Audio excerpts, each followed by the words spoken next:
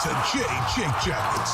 Gear up to fire the cannon and hit the ice with your host, Jay Ashdown and Jake Gehringer.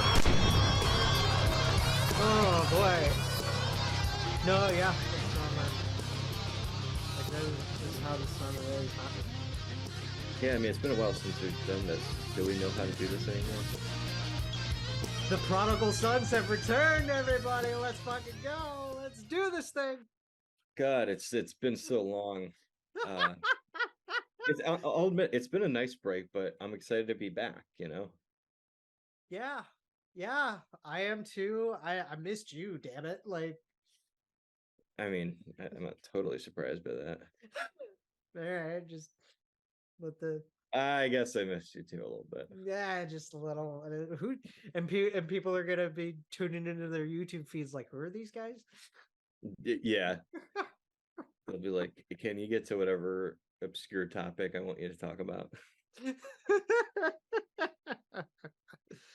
I'm here so I can watch you cover the Auston Matthews extension way after it happened. I'm here to watch you guys talk about stuff that happened like well over a month ago. Yeah. Oh, goodness. Oh, this is something I haven't done in a while. Ad read.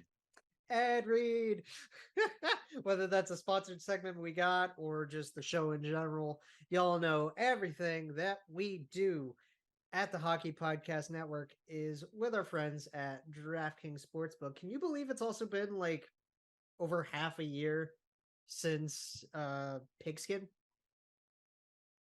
Yes and no. I've missed it, but at the same time I have not missed it. Because I've missed it because I love football. I have not missed it because my teams piss me off typically. So you know who probably did miss it? It's Kadarius Toney. Oh yeah. Yeah, no, imagine drafting that guy to your fantasy team and starting him. Oof. Oh no, football is back, baby. Here we go. We're going into week 2. And we got a lot of stuff going on. And who's got you covered for everything for this second week of the NFL? It is DraftKings Sportsbook, an official sports betting partner of the NFL. New customers can bet $5 on football and get $200 instantly in your bonus bets. And you don't even have to be a new customer for some extra fun stuff we got going on all season, all September, I should say all month long in September. Any and all DraftKings customers can take advantage of 2 new offers. Every is game indeed day. more than one. Yeah. It sure is. For you. Little inside knowledge there.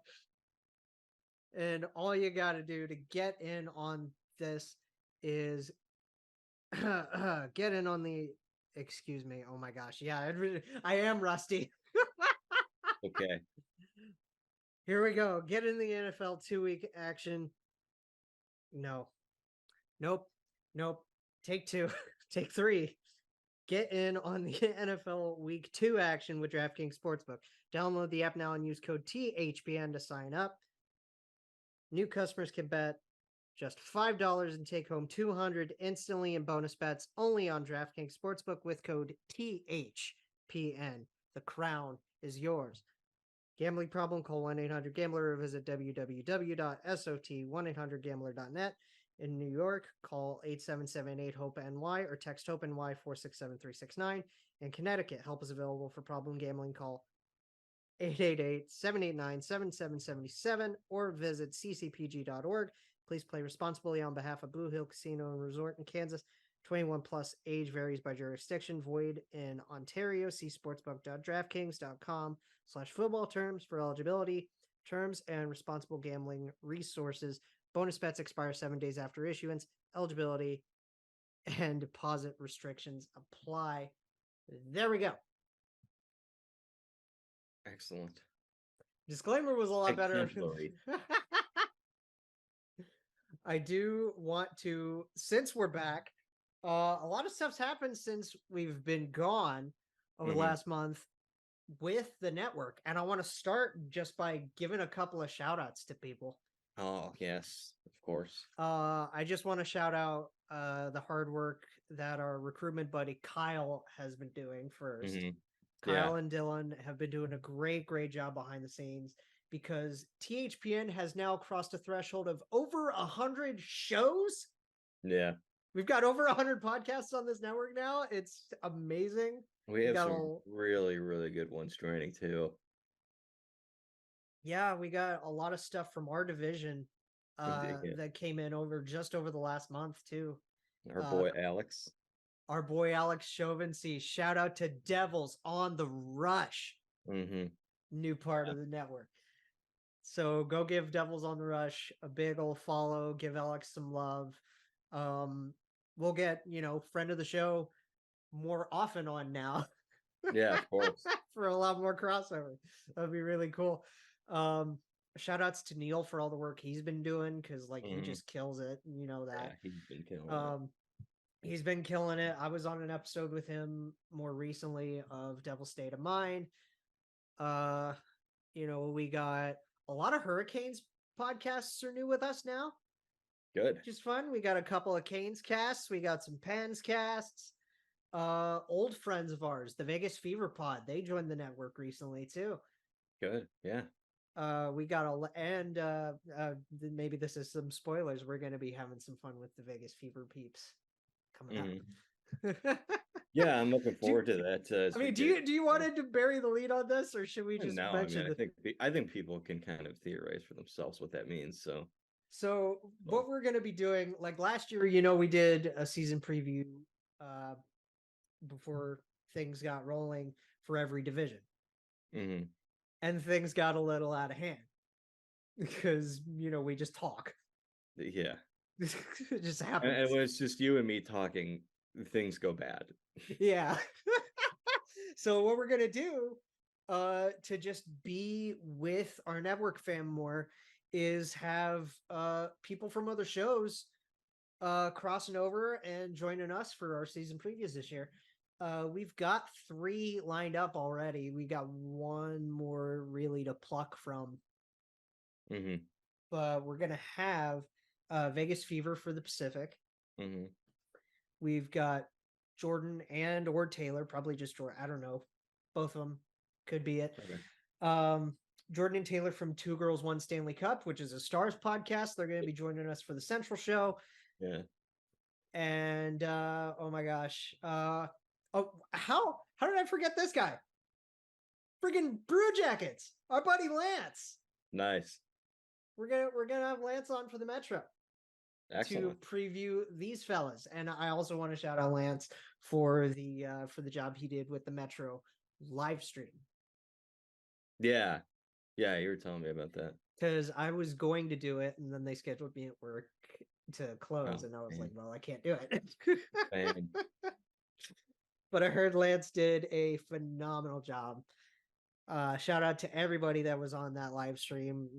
AB, Neil, everybody that just killed it.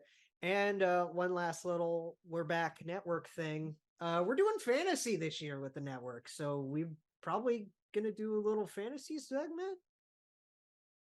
Yes, it's called fantasy hockey, where Jay controls the entire team and I don't pay attention at all to it. I want you there at least for like the drafted stuff.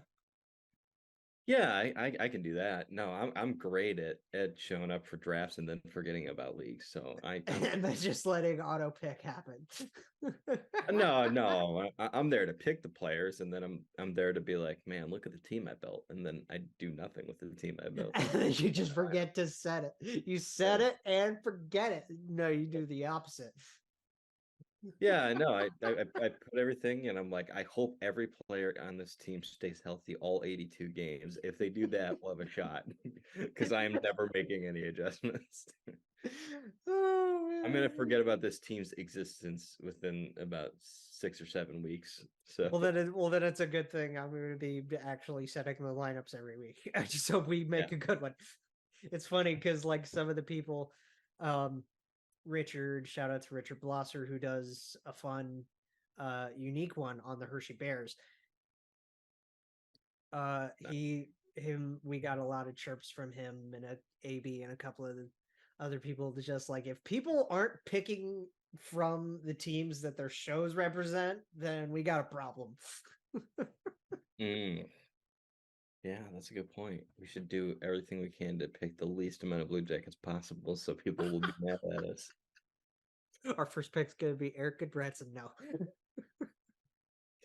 That's just silly, Jake. But it is. Why do that when you could go with Sean Corrali and really lock down the middle? Isn't that so us, though? Yeah. Let's pick Eric Goodbranson with our first pick. Now, that draft's on the 5th. That'll be fun. If we did a troll draft, dude, I would give you the most generational lineup of all time. Jacob Trouba, Eric Goodbranson, first pair. Let me tell you, first line winger Milan Lucic. First line winger. Oh man, it's funny though because shout out to our buddy Jeff Svoboda. I promise I'm almost done giving shout outs. Goody was his last summer spotlight. Was he really? He really was. That was kind of him, wasn't it? Hopefully we could get Svo on at some other point when he's not too busy during the season. But you know, it'd be fun to get Svo on for another show. Of course. And then we got more guests, hopefully branching off of that to come back. Maybe we'll get Mike back because it's been a little while since we talked to Mike Todd. Yeah. And you know, we've got ideas. We've got time. It's September. Yeah. Training camp's almost here. Rookie tournaments are coming. We're just getting rolling. Yeah. One thing that got us rolling because this whole last month of August was just crickets. Mm-hmm. Like this. Is it safe to say that this is the most boring off season we've had yet? Like since we started this show? In recent memory, I'm not even just thinking from a podcast perspective. It just, and maybe it's just because of the comparisons to previous off seasons. Like you think about like the last, I would say, let's go like 6 or 7 years from Vegas joining the league and having that expansion draft and the world stopping. The Tavares sweepstakes and the Erik Karlsson trade. And then this offseason, we had another Erik Karlsson trade. We did. And then I'm thinking about, Seattle coming into the league. You mentioned COVID. There's just so much stuff that I think has kind of affected our league in the last 6 or 7 years that have given us some very exciting off seasons. And it really like condensed everything, and it's just like from here we are. Yeah, with no expansion draft, obviously, no expansion drafts on the horizon. Cap is legitimately about to finally start to consistently rise in a substantial way, and now we're getting off season that's kind of boring. I'm not gonna lie. It was pretty boring. Yeah. The Karlsson trade was fun when it finally did go down, but like it's funny because like all the big moves that we expected in terms of actual player movement, they either happened right away. Yeah, like what would you say was the biggest move this offseason? Because I don't think it is as significant as a Tavares to the Leafs or Gaudreau to the Blue Jackets. Like because Johnny last year was huge. And the Matt Tkachuk and then we also had Tkachuk, yeah. Those two, tying together like that was enormous. And this year, would it be EK? I mean, just like when it comes to players moving. Yeah. Would it be the Karlsson trade? I guess so. Because we didn't really get a lot of like big names that actually moved, right? Yeah. Other than who was the biggest free agent this offseason, would you say? Biggest free agent? I don't know why I can't think of any of the bigger names because it wasn't that great a class. A lot of because a lot of the class ended up being unqualified RFAs. We're getting into PTO season now, and a lot of those guys are actually signing PTOs instead. Mm-hmm. Yeah. It's weird. It's very strange how quiet everything was and how I can't wait quickly until we GMs... post this and someone in the comments is like, "What about this player?" And we're all like, "Fuck!" Like, no, exactly. How did we forget about that? No, well, it's funny because I've kept track. I've tried to keep track. Mm-hmm. But then our 9-to-5s consumed the hell out of us over the last month, and it was just like, oh god, dude, we've been so busy lately. Let me see. Let me free agent tracker. I was gonna say, sure, yeah, maybe surely there's a name that we are missing on here. Because I remember we went through a lot of that before your laptop battery died. Is it finally recharged? It is as recharged as it will be today. I'll tell you that. No, I'm looking through these. There's around a ton. It's a lot of solid middle six. I got one. Air defenseman going and whatnot. I got one. Was Simone Benoit. A lot of major re-signings, guys. The Leafs did make a few moves, and we're gonna get to the biggest one. Yeah, Bertuzzi and Domi, those were 1-year deals. Burton Domi is fun though. Think about that. It is, but it's crazy. Oh, what was big was Duchesne getting bought out. Oh yeah, Dutchy, and then going to the Stars. Yeah. Yeah. And then Joey got bought out too, right? And he went to Colorado. No, he didn't get bought out. He just got traded, dumped with a 50% retention. Woof. Poor Joey. So yeah, it was a lot of that kind of stuff. So a little bit. I know Blake Wheeler moved. Jonathan Quick moved on. Yeah, so the Rangers somehow, some way got older. Yeah, and a lot of veterans moved like that. I know when it comes to shakeup in the league, I think a lot of it came from retirements, like Bergeron and Krejci and some of those guys. Yeah. Bergeron retiring was obviously significant, but I don't think it was unexpected. So. No, but still, it's that's where your bigger. I feel like that's where your bigger storylines were for sure. Is people retiring. That's where your void is going to be. From that, but I don't know. Columbus didn't do too much. Bernie, is still unsigned. Their work came early in the offseason when I said it did before July 1st. Exactly. David Severson and Ivan Provorov were their two biggest, I would say, moves this offseason. Those had been the second sign-in trade ever with Damon Severson. Yeah. So the three biggest moves came before free agency. It was 2 trades before free agency, and then a draft pick when we got Fantilli third. Yeah, and we gushed about Adam already. Adam threw out a Cincinnati first pitch. Damo threw out a Guardians first pitch, which was really cool offseason stuff.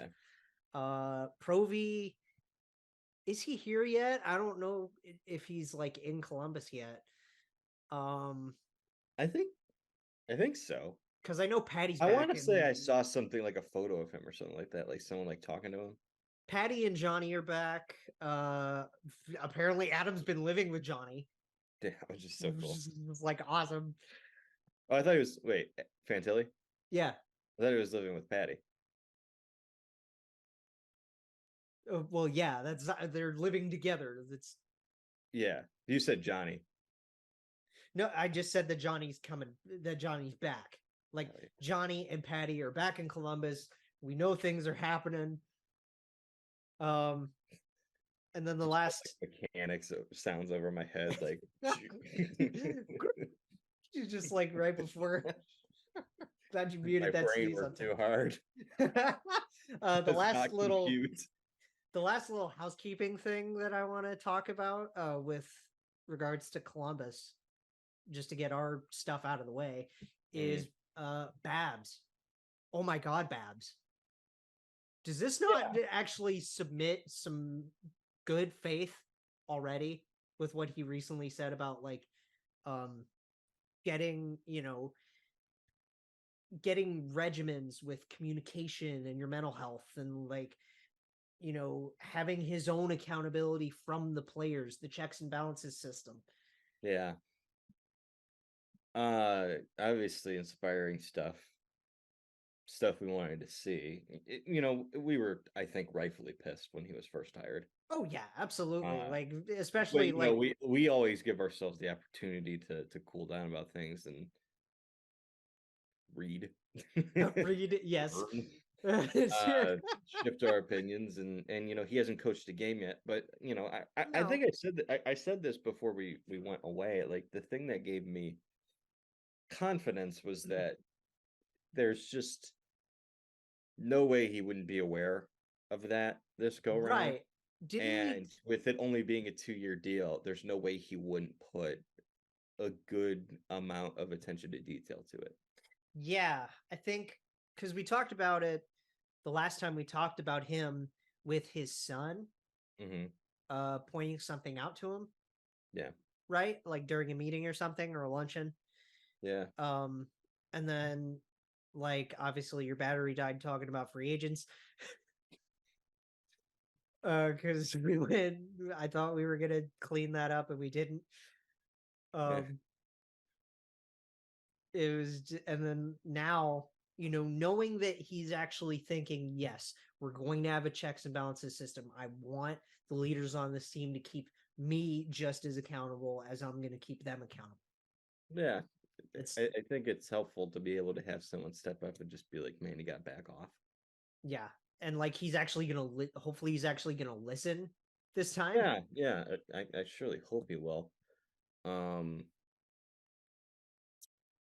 I don't know. I have a weird bit of confidence that this is going to work. Yeah. Like, I think that it's set up well. You went out, you got a new goalie coach, so I think that should help Elvis. You get a new head coach, as we talked about the pendulum swinging back and forth. You've now got a bit of a hard ass coach. Not a bit. You've got a hard ass coach. You have like one of the hardest. You've got a hard ass coach. Yeah. But you also have someone who has been with the organization for the past couple of years, who's clearly respected, has worked super well with the offensive players, and Pascal Vincent. Pascal still being there is going to be, a good welcome touch. This is the most confidence I've had heading into a season for a coaching staff for Columbus with a new head coach at the helm in quite some time. Well, because people are already, even with Torts, there were some concerns, but because it's Torts, and we all know. Yeah. We all know how he works. There's concerns with Babs because it's Babs. Because it's they had, like, we talked about how much baggage both carried, and still carry. Absolutely. So I'm excited about this because I think that I think it can work. I think it can work too. I know there's a lot of people on Twitter /X/ whatever the fuck you want to call it now, that are concerned with Patrick and Fantilli in particular. When it comes to Babs, I actually kind of disagree with, because I think people look at that sample size of like when Patrick Laine was here, when he first came here, and it was the last year of Torts. Well, remember, guys, last year of Torts, and he also had Paul Maurice for a reason. This guy's been coached by Paul Maurice. Tough coaching is not something that's new to Patrick Laine, and it's not something that I would say was the problem with him in Winnipeg. I think it was more of a dressing room issue that never got addressed. Which, I guess you could put some of that on the coach for not addressing it, but it's not like you're gonna have to deal with Mark Scheifele or Blake Wheeler in Columbus. Right? Really, those guys here. You have a lot like warmer locker room in Columbus. It's a very different feel to it, and then with the Adam Fantilli too. I know he's a rookie, but I don't get the sense that he's someone who's opposed to hard coaching either. Well, that, and like people, talking about like, oh, Babs is going to bury him down in the line. I'm like, no, he's not. I just don't see it. I really don't. Like, he'll be second line at best, unless a guy like Cole really, really challenges and pushes for that. I know people love to talk about like the old habits of these older coaches, and do I think that Babcock could potentially rely on Sean Corelli too much. I do think that Well, could end up, yeah, but he's still I going to don't be I like don't a see third, it fourth coming line at the player. expense of Adam Fantilli though, because at the Right. end of the day, we didn't have that issue with Pierre-Luc Dubois when he was in Columbus. Right. And that was all under Torts. Yeah, so I don't see it that way. And I think for Babs, that's another thing. Like, because the Blue Jackets division is so unbelievably loaded, Jake, I don't think you measure the success for Mike Babcock based on whether they make the playoffs or not, or how close they come to the playoffs or not. No, this is He's a guy definitely who like understands that part of his job evaluation will be what he does with Adam Fantilli and the development we see from Adam Fantilli this season.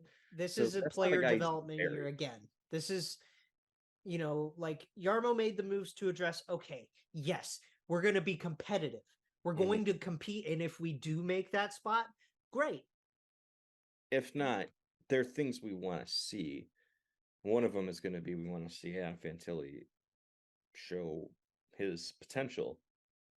I want to see. Babs only being on a 2-year deal. Like I said, I would love that he's only on a 2-year deal. I think he's gonna know. He's not gonna bury this guy. Fantilli's potential, a great sophomore season from KJ, hopefully, and we're gonna get hopefully a full year of Marchie as well. Yeah, health is going to be important as it is for literally every team in the National Hockey League every season that's ever existed. I'm excited. I have room for optimism. There's optimism. There's optimism. I'm not, and obviously I can save this for when we're actually with Lance. I'm not quite ready to say playoffs yet. No, I'm not. I'll be upfront about that right now. I don't think this is a playoff team, but they don't have to be. No, let's just enjoy another good season and watch the young guns do their thing. We know what everybody else is capable of. If you can experience a season relatively similar to that of the 2021-2022 season, but with a play style that is a hell of a lot more sustainable, that's a good season. Exactly. Speaking of sustainable, AM34 sticking around for 5 more years in total now. Yeah. The 6. Good on Auston. Like, we know Tree wanted to get Auston and Willie done. He got Auston done. Yes. I don't dislike the extension.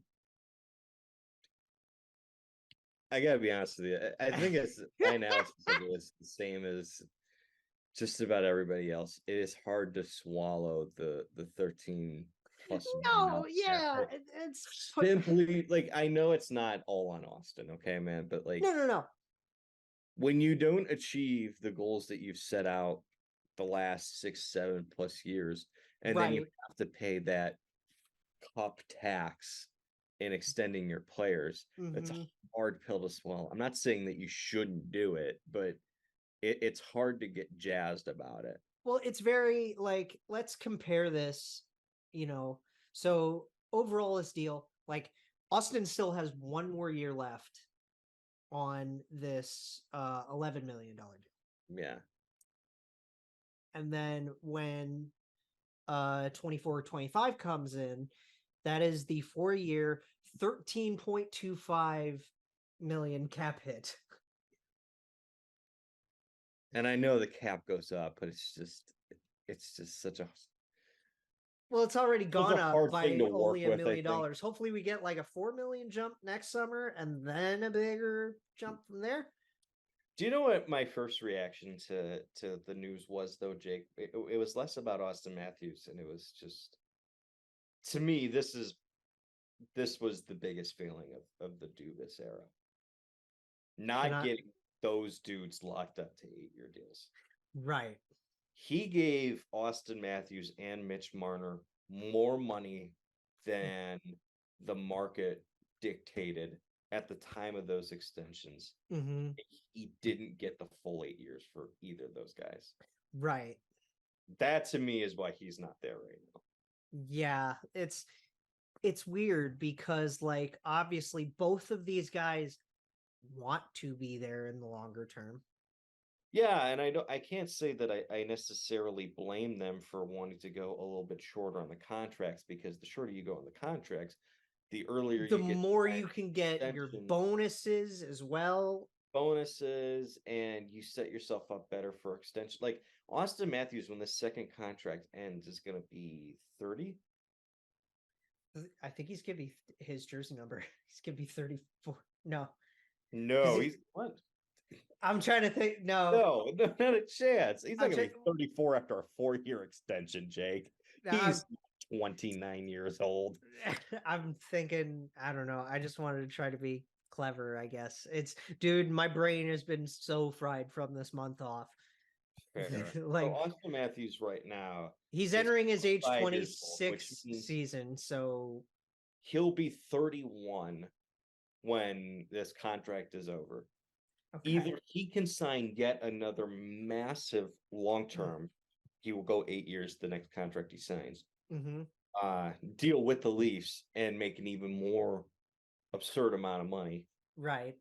And finish out his career there, or he can leave or get traded somewhere else, whatever, sign a 7, or maybe, depending on the situation, 8-year deal with another team, whether that be free agent or, extension, and make a ton of money in that way as well. Like, that's 3 major contracts he'll sign over the course of his career.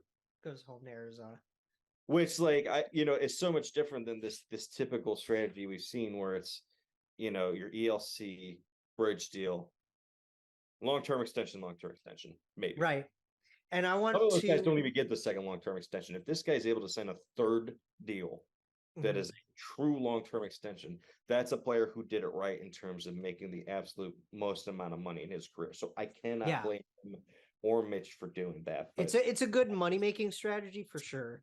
Plus, for me, if you're going to sign him and Marner to 5-year deals, you had to get it under $10 million, and that was just a failing for me, and that's all I could think about. They got paid. That's the thing, because I want to compare it to 3 deals in particular. McKinnon's, McDavid's, and Sanderson's. Sanderson's is interesting. So when it comes to Austin's extension, what McKinnon just recently signed for, which was what, 12.6? Yes. It made him the highest paid player in the league at the time. Up until this one. And then Connor currently makes 12.5. As soon as Connor's up, Connor's going to make an absurd amount of money. And the one thing I will say is I dislike the fact that people use the Connor McDavid contract against Auston Matthews. Like, why is he making more than this guy? Well, he's making more than this guy because that contract was signed 6 fucking years ago. Exactly. The world has changed a little bit. So yeah, as soon as Connor's up, don't Connor, you worry about Connor McDavid. More than 13.25 the second he has the opportunity to sign a new deal and make more money. That just makes me more intrigued about what Leon's next deal could look like, because that's a guy who's been severely underpaid for years as well. Yeah. Yes. Very, very underpaid deal. And Austin, now knowing what we know has gone on with the seasons that he's had, where he's had 2 big wrist surgeries. Yep. Still put up a 60-goal season, consistently puts up 40 in a down year. He scored 40 this last season. Down years for him are 40 goals. He's top of the line defensively as a center. Very, very he plays a very complete game. He plays a complete game that people don't recognize. I'd like to see him be a little bit more physical, particularly in the playoffs, and create some more space for himself. Well, yeah. But he's worth his money. He's a top 5 player of the league. He's worth his money. Yeah, no. He's absolutely worth his money. But like I said, there are some extensions that are harder to stomach than others. Like the McKinnon extension that you just talked about. That was easy for them to stomach. Oh because yeah. he had been underpaid for years and he just won a cup, so they were like, we will give you. Okay, yeah, let's cash him in. You know Yep. what I mean? Like, whereas with Auston Matthews, and again, it's not all on him. There's other No, and it's because it does make it harder for some people to swallow it simply because the team been at success this isn't for there. 7 years now, and they've got one playoff series win to show for it. Team success not being there. Meanwhile, you have 5 guys making over half of your cap space. Yeah, it's a formula that just doesn't work. Because you got to think his fault in particular, because if you were to create a list of, let's talk about those 5 guys, you can only keep 3 of them. Well, Auston Matthews is easily going to be the first. Yes, you're keeping that Same one. with Mitch Yes. Marner. And I would think you would keep. I would think you would keep Mitch just because of the fact that he's Mitch Marner. Like, he's Austin's right-hand man. To me, it's not even a debate. You keep that guy. Yeah. And then you keep William Nylander and you let Ryan. Okay. Here's the thing with that, right? Like, and this is a little bit of, secondary Leaf fan bias with me. Johnny T is just hard to move. Yes. Like, that's near impossible to move. Yeah, you literally can't move that. I'm just saying in a perfect world. In a perfect world, yeah. Willie is underpaid. Mm-hmm.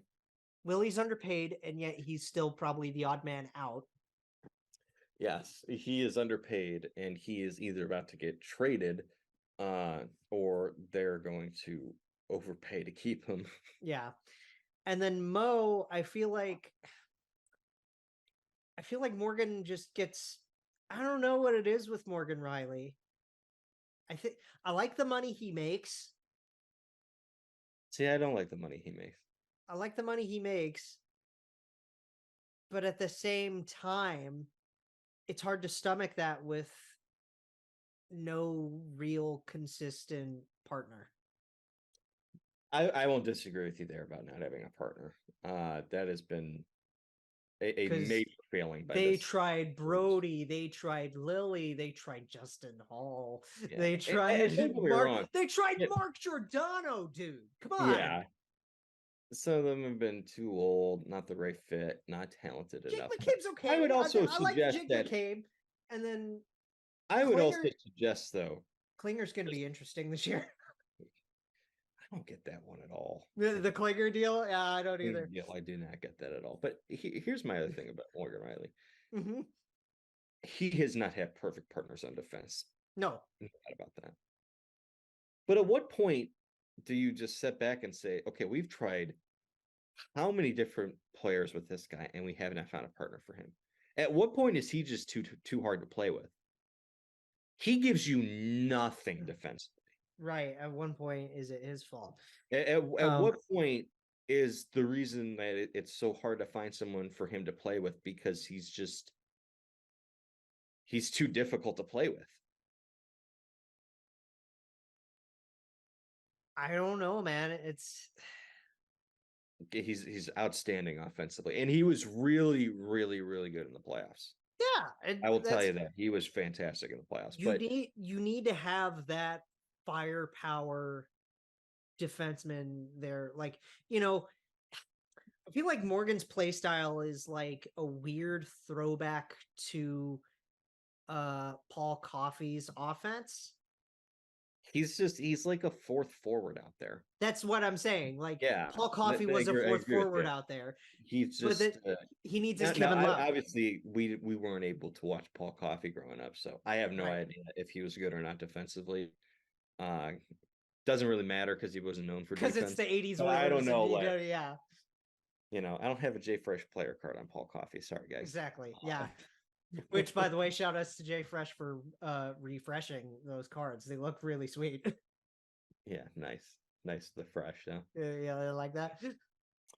I just don't think he's number one defenseman. I don't, and I think that's been part of the problem. Is that you've tried this for 7 years. At what point, outside of blaming the top guys, do you look at him and say maybe part of the problem is, A, he's not a number one defenseman.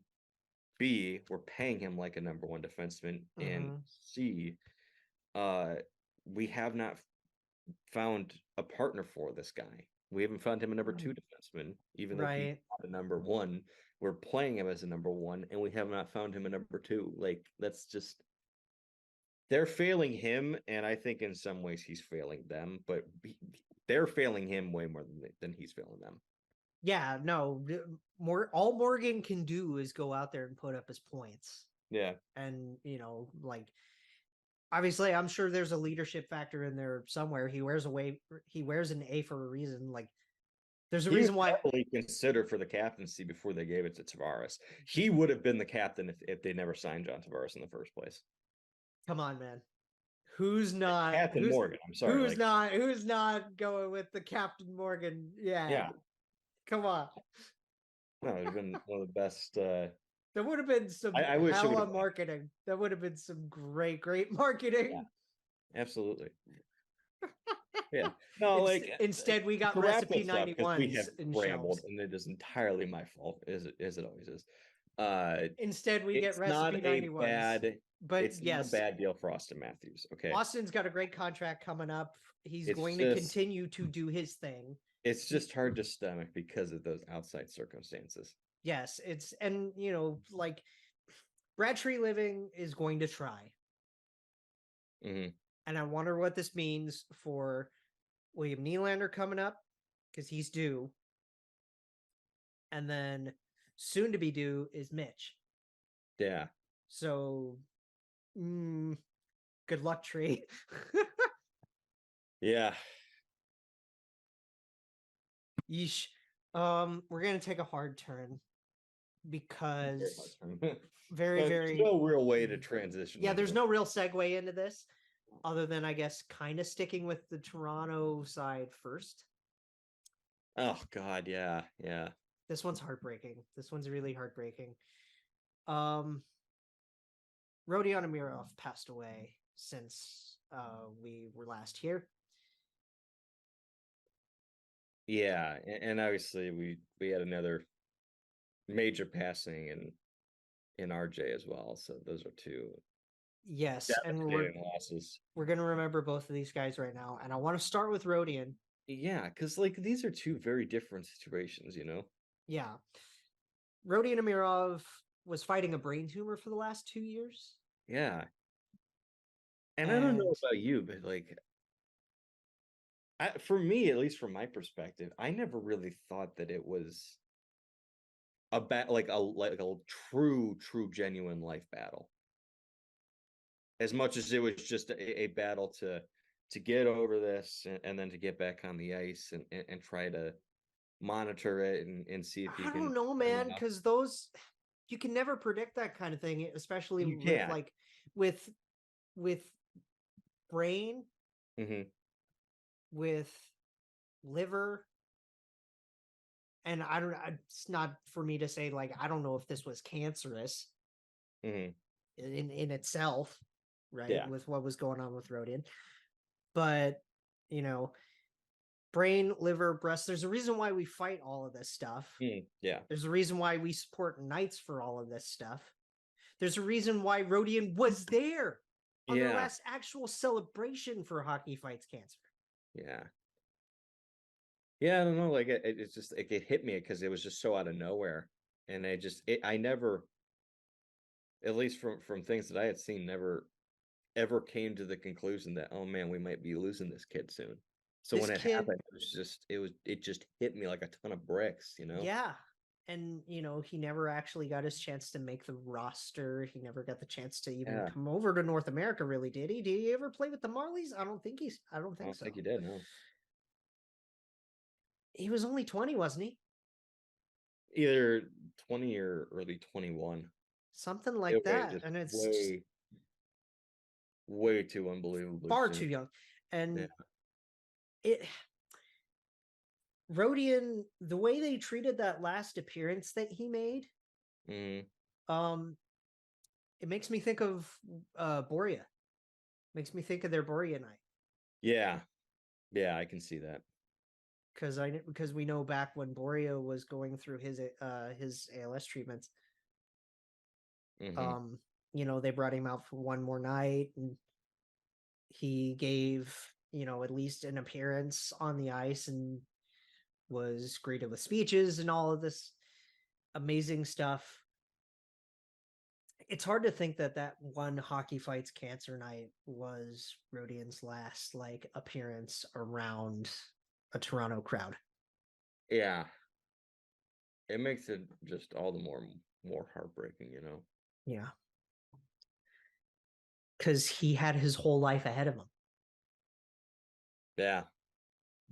Obviously, we didn't, we don't know this kid, but everything we've heard about who he was as a person, from the Leafs organization, from just people who've interacted with him, his KHL organization.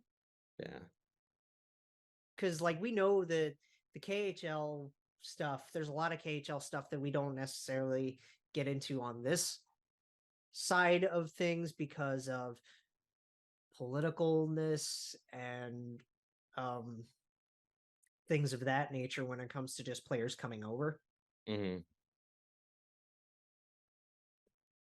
But with this, at least the communication from the team on social media and things has been very sweet, very forgiving, and very, supportive and celebratory. Everything's celebratory. Yeah. I believe they're retiring his number for his KHL team. Good. Some things are probably within the next couple of years going to happen with him. I don't know if the Leafs are going to honor that number. Could do something similar to what they did with Matisse. And, they're do not it for a year, the number, but put something in the rafters and then honor it. Put something in the arena. I would imagine. I would say honor it for the year, like we did with Matisse, and then do something in order to keep it like honored. A memorial in whatever it's called now. It used to be Air Canada Center. I don't even remember. It's Scotiabank now, I think. Scotiabank, that's right. Yeah. Yeah, it's hard to believe it even happened because I always find it's hard to grasp. Well, especially because we know he was making progress. There were positive progress reports from his team, from Dan Milstein. Yeah, that's that's why it hit me, because it felt like it really was out of nowhere. Yeah. Sometimes you know that something's kind of coming in the near days. Like we knew that with Borje Salming. We knew it with Borje Salming. We knew it was a matter of weeks and then days, and then it happened. Mm-hmm. And this you woke up one day and it was just yeah, I'm pretty sure I woke up to this and it was just like, it's just like, oh. And especially if it's like one of the first things you read in the morning, and you're just then you're just like, God, can I go back to bed? Like, just like, thanks for setting the tone of my day. Yeah. So, and then so we do Rick Jeanneret. We do have a previous episode on this show honoring Rick Jeanneret for when he retired. Yeah. Sucks to know that he didn't get a ton of time in retirement, but at the same time, like, he enjoyed the sport so much. He loved it so much that it wasn't a job. So no, it's like, you do what you love. You never work a day in your life, right? Yeah, and that was RJ. That was absolutely RJ. And obviously, he having been the Sabres guy since they began. Yeah. It's just crazy to think about that, I mean, it's like Vin. It's like Vin Scully. It's like Marty Brenneman. Yeah. And obviously Marty's still with us, thankfully.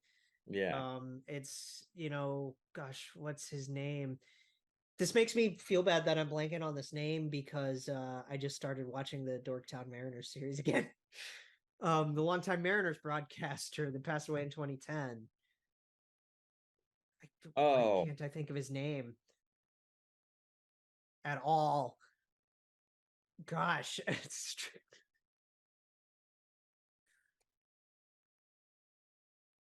Are you good? Are you frozen? I'm trying to. No, you're just thinking. I have no idea.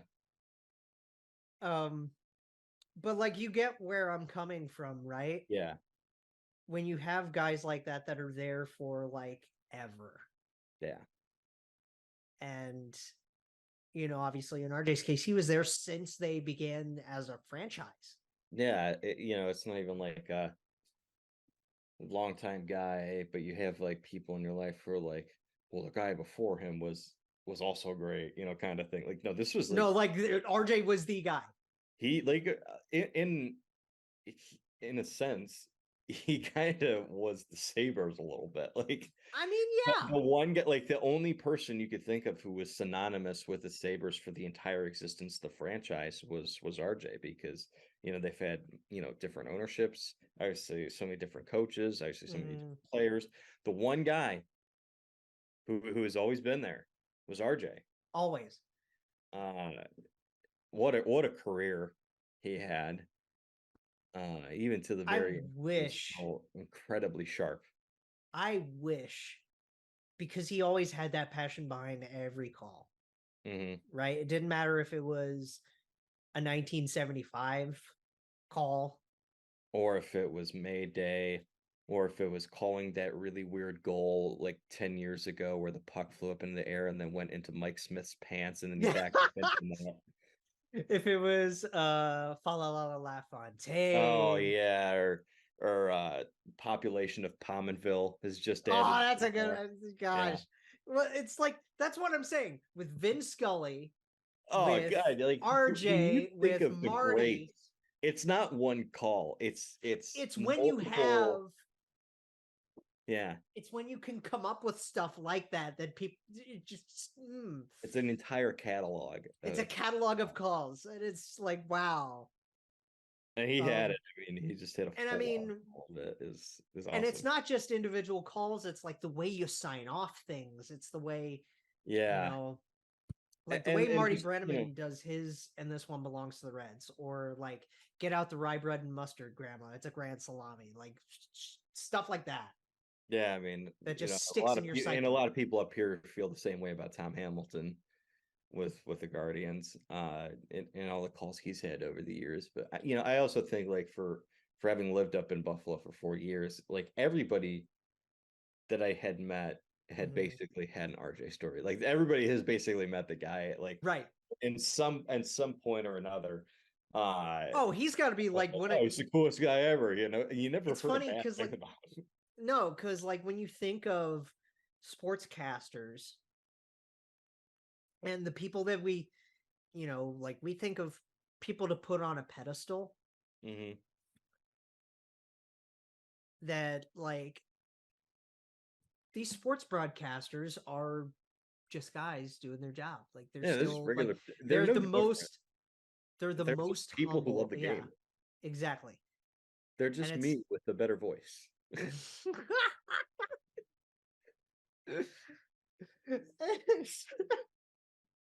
They're me if they sounded like more interested in things and not always so unbelievably monotone.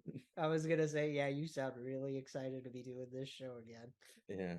It's like you would never thought like if you like hung out with me for a while, like I have that problem with people that don't think I'm excited about anything ever. No, it's funny because like all the time I had to be like, you do love this, right? Like you love doing this show, yeah, right? It's like yeah. It's just like I don't know, it's just how I am. I'm just not the most expressive person, but like RJ was, and you could tell how much he loved doing it.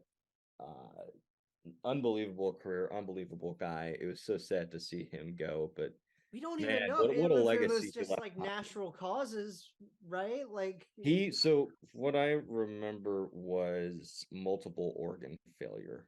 Oh, that's a tough one too. Like multiple yeah.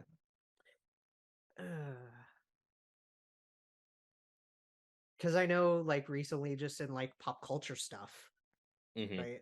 In general, like we had two big rock deaths just happen, like pop rock deaths just recently happened with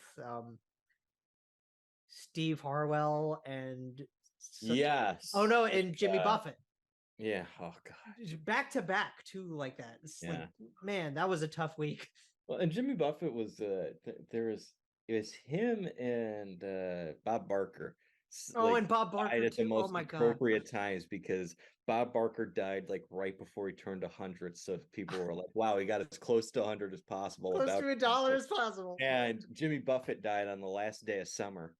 Oh, It's like, man, like it's obviously sad when it happens, but like it kind of like fit one more cheeseburger in paradise, right? Not to get into like this crazy sad mood, but would you like to hear something interesting from my life? Of course. Like, So I mean, this remember, is as much about like our lives as it is a this hockey is show. a little bit sad, but also cool and happy at the same time too. So you remember a couple years back when my aunt passed away, right? Yes, I do remember This would have been last year. Well, because remember that was around when Frank passed too. Yeah. So she, for context, for people who don't know, she had cancer for a while. The first time she got it, she got her treatments and whatnot. It was esophageal cancer, cleared everything, good to go. But they didn't discover that it had spread to her brain. Right. She went through more treatments, then had a gamma knife surgery. She was diagnosed. She had 3 days left to live, but they did this surgery. It extended her life by a year. Right. She ended up passing away at 11:02 p.m. on Mother's Day. I think you did tell this story before.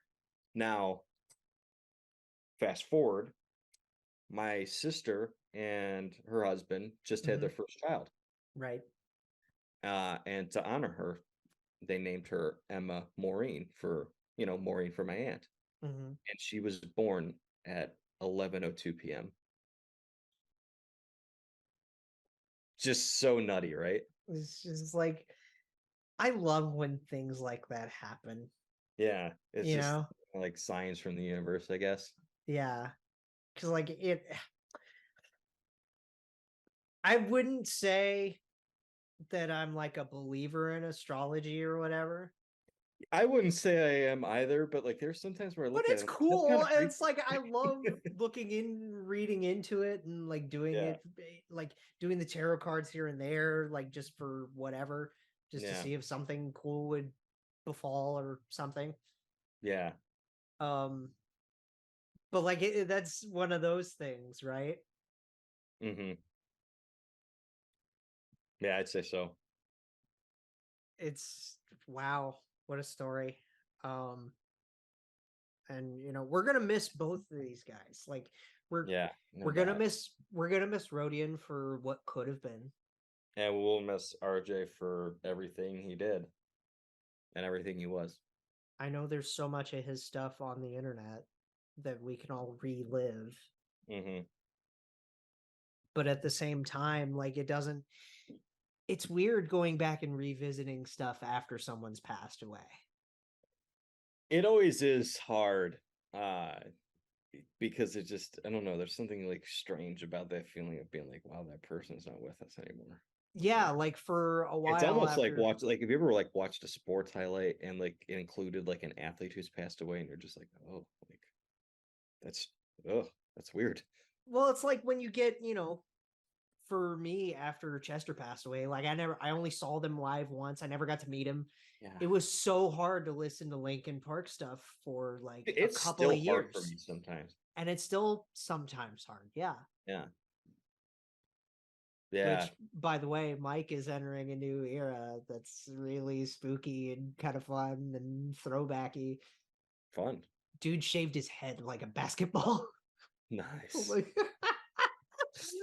But like we're excited for that. Another thing we're excited for, just to bring it back up a little bit, women's hockey.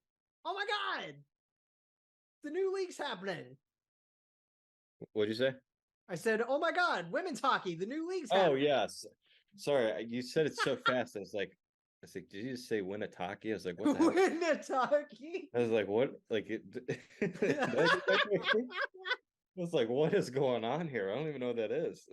Was this on our list? That sounds like a really yummy food, but I mean, Takis. Hey, Takis are nice. yes, excited about women's the PWHL is happening. Yes, and a lot of stuff happened when we were gone in regards to the actual like development of the league. They're going to start in January. Mm-hmm.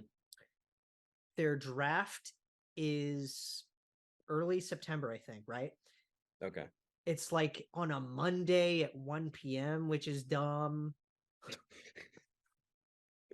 That literally sounds like a fantasy football draft. It's exactly what it feels like. Because We're gonna do it in the middle. They're doing it like so a fantasy we don't draft. have to do work. They are going to conduct this like a fantasy draft. It's weird. Oh, wow. It's very strange. But we have 3 minutes to pick. But if you go over a minute and a half taking your pick, we will all whine and complain. We will all just whine and complain, and that's it. It's like we'll be like, you don't know who you're picking. We have 6 teams, obviously. We got New York, Toronto, Montreal, Ottawa, right? Mm-hmm. Boston, and Minnesota. Yeah. They're all gonna get new names. I'm interested to see like what direction they go with some of these names. It's weird to me because like I get that the majority of the players and everybody, like all those franchises are in that like Atlantic area. Yeah. But like to make Minnesota the 6th one that's all the way over here. Mm-hmm. It's like I get they're gonna go hockey. It is the state of hockey, and yet it's just gonna make all the travel and stuff weird. It won't seem as weird once they start to expand, I'm sure, but we got to get to that point first. Toronto's going to host the first draft September 18th, which, yes, I believe that is a Monday. I am curious as to how they like who gets the first pick. Are they doing I don't know. Draft? Is like how are we doing this? That I'm intrigued by that. I'm not entirely sure. I know we're gonna get details as they come, but like we have people they're already announcing like the first few signings as well. There's salary and contract details that are out. Players are going to get actual access to their salary terms, which is good. So like there's progress just in terms of, the financial side of things. Yeah. Agreed to terms with Toronto, Sarah Nurse, Blair Turnbull, Renata Fast. Sarah Nurse in Toronto still. It's got to happen, right? Gotta make that happen. Gotta make that happen. PWHL Boston. It's weird saying PWHL this city. Yes. To start. Yeah. Right? It's like, also, I had to get used to the acronym. Right. I mean, we did have the CWHL for a while, didn't we? So it's not that much different. Yeah. Boston has Hillary Knight, Megan Keller, and Erin Frankel. Okay. Hillary Knight in Boston. Be fun. And then Montreal has theirs as well. And 2 names are big names there. Am I here? Laura Stacey and Renee Desbiens. Yeah. Okay. And Marie-Philippe Poulin. Oh, yeah. You got to have those 2 in there. Yeah. I mean, come on. That's a hell of a start for Montreal. Like, wow. I would say so. Maybe Montreal can win a title. Abby Rogue, Alex Carpenter, Micah Zandy Hart are oh yeah, this is all the way from the 7th. So Abby Rogue, Alex Carpenter, Micah Zandy Hart, they're the first 3 with New York. I'm just trying to scroll and catch up with that, just to see if there's anything with that. And so, like, we've got New York's first 3, we got Boston's, we got Montreal's, we got Toronto's. Nice. And obviously, I'm going to be keeping up with like the Ice Garden and stuff. Ice Garden and Hockey News and Victory Press and all this stuff, just to see what happens as we keep going with this.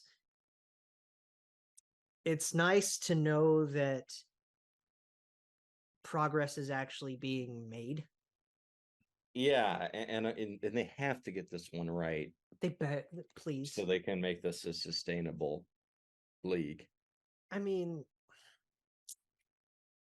think about, what do we always come back to when we talk about the growth of women's hockey? It's the same thing we do with the men's sport. We compare it to basketball. Mm-hmm. And with women's basketball, right? Like, I'm not the biggest basketball person at all, but I know that the NBA actually financially supports the WNBA. They've been doing it for a long time. Like, they're still one of the most profitable leagues in all of the world. It's not like it holds them back. It's not like it handcuffs them. No, it's not hard for them to do it. They pump money in, and the league grows, and as a result, they get a return on their investment. And the league itself, the women's league itself still makes its own profit. Yeah, like, and we see some of these players start to make more and more money. Mm-hmm. They just had to find a way to make this sustainable. I just wish the NHL would step in and just back them. Well, we know who runs the NHL. I mean, I'm trying to think of, like, because NBA owners and NHL owners are strange in that way. Like, the fact that NBA owners are actually open to NBA progress. owners are way, way more willing to do stuff like that than. That's what I'm saying. Like, they're way more open to progress. Like, you look at, even though they're the same old white men that, like, you know what I mean? It'd be Steve Ballmer or Mark Cuban or Dan Gilbert, any of these guys. I mean, Mark Cuban's younger one of many of those guys, but like, yeah, he is for sure. Yeah,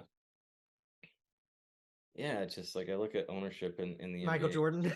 so much, not anymore. No. But yeah, long time ago, but man, yeah, it's so much better than the it's NHL. Weird. It's so weird. And you know what's funny? You know how James Dolan kind of wrecked the Capitals a couple of years ago? Yeah. I feel like I know he's an eccentric guy and a very, like, he is a very strange individual. He's like one of the more greedy ones of the few, because he's an original 6 owner. He's the most profitable franchise, that kind of stuff. You would think, with having the New York Liberty around, with him being an owner for both the Rangers and the Knicks. Yeah. Right? You would think he would be open to doing that. Yeah.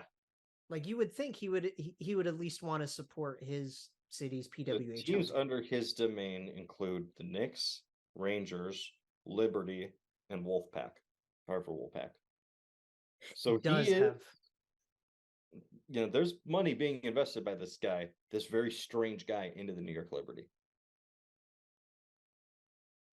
But that's what I'm saying. If that dude can do it, why can't some of these guys in the National Hockey League do it?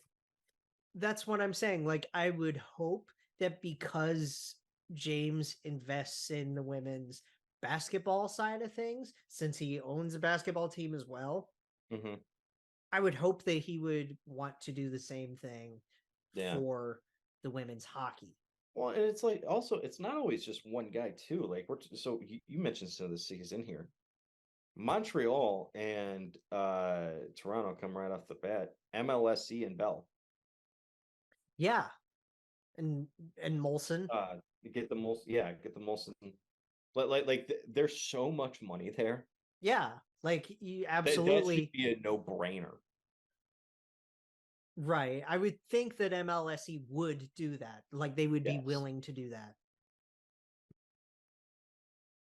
I don't know as much about like, I'm trying to think. Neely's president. Oh my God, who's the owner of the Bruins right now? Oh God. Henry, right? I don't know. Oh, yeah, Bruins owner. I'm sure.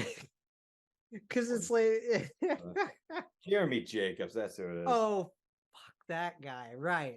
How did we miss that guy? I try to forget about his existence. That's probably why. That's probably exactly why. Yeah. But yeah, things are getting rolling with the women's hockey, and that's really, really exciting stuff. I hope that they figure out some sort of like actual TV deal instead of having to host things on Twitch. Yeah. Or something like that. I don't think there's any reason they can't get, some deal done with Hulu to stream some of these games. Hulu and ESPN Plus. Yeah, getting an ESPN Plus deal would be nice. That would be a start. Then maybe being able to get some of these games, every once in a while nationally broadcast would be great. Right. At least I just games. Like we all just want more for these women. We want more from this as fans, and like obviously I say that in like the least greedy way as possible. Right. How you been, man? It's been a month. Been a while, but been good. As I mentioned, my sister had her first child, so I've been occupied with that. Turned 24. I did have a birthday. It has been that long. And we did tweet about that. We celebrated that. I had the opportunity to go to a couple major soccer games. I went to the Premier League. Those. It's like the Premier League did a summer series in the United States for the first time.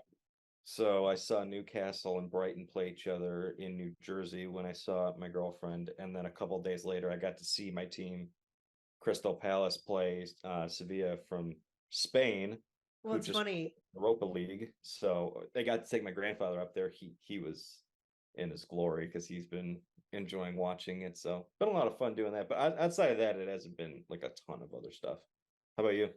Well, it's funny because like for someone that's never been a soccer guy, I would love to like go experience like a game in person just to feel the energy of that. Yeah, so I'm gonna do that. We're planning a trip. My dad and his brother took my grandfather to England a couple months back, and they loved it so much they want to go again. So I went with them, and I'm going to see Crystal Palace play Manchester United. Oh, yeah, in May. So I can't fricking wait for that because the energy at those games are just absurd. With me, it's I feel like I lead a very, very boring life. Yeah. Like personally, my life is boring. My 9 to 5 took up so much of this time. I am learning a lot, like just as a prep cook now too, though, which is fun. I'm learning recipes and things like that. Yeah. That are cool. You like it? Some days I do, some days I don't. I'll be Yeah. upfront with that. It's a little, sometimes it's grindy, but it's cool, like getting to actually make food and like make little things like salsas and pico and things like that. Yeah. And they turn out good. Actually made some pretty decent nacho beef this morning. The morning we're recording this. Yeah. And I probably did the best on the bacon that I ever have since I've been doing this for a couple of months now. So you're like a bacon master now? You're just gonna Not a master yet. Not a master yet.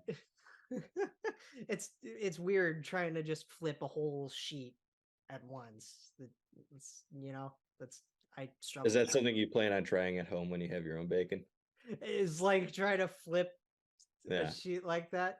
Maybe. I don't know. At least I know how to make some fun pico. Yeah.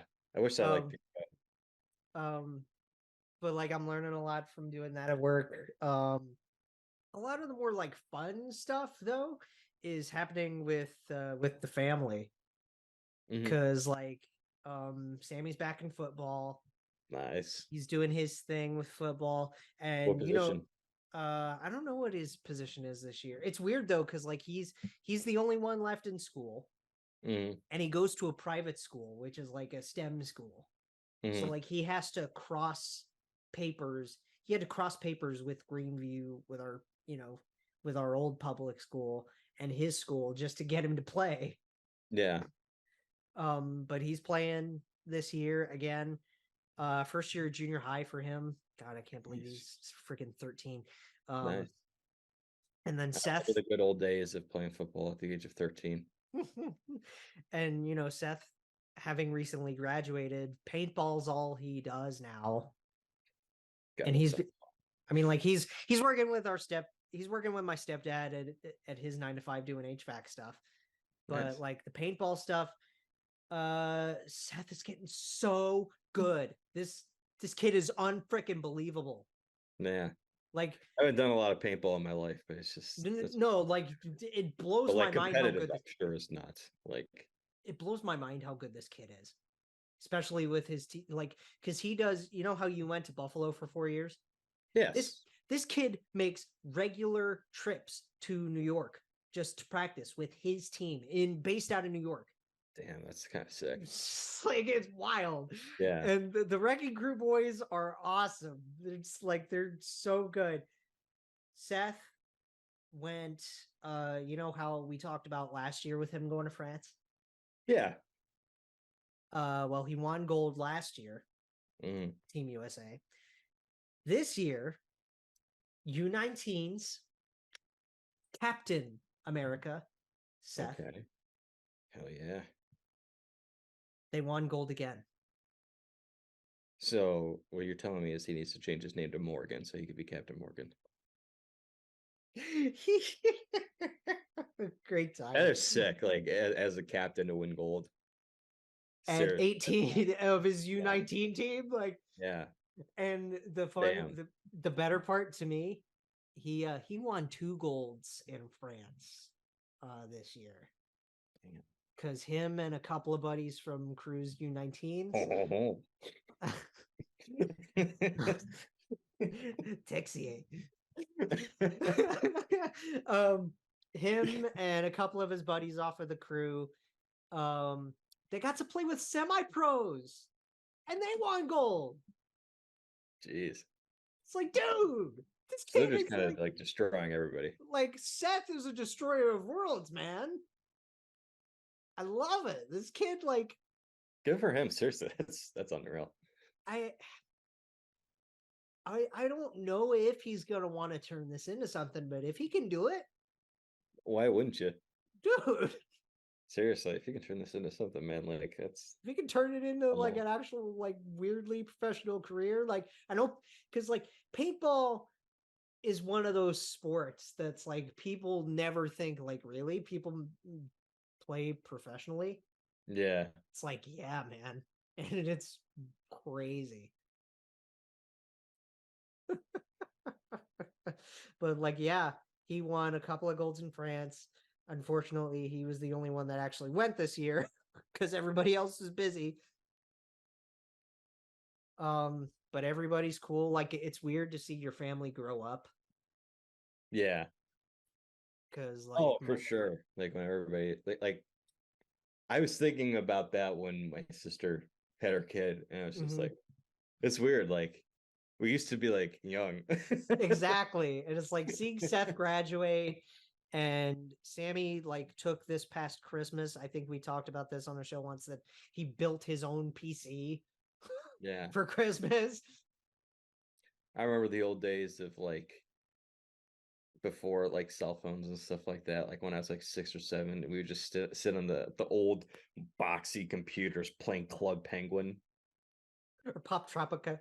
Yeah, just like, absolute throwbacks. Were you a Webkins kid at all?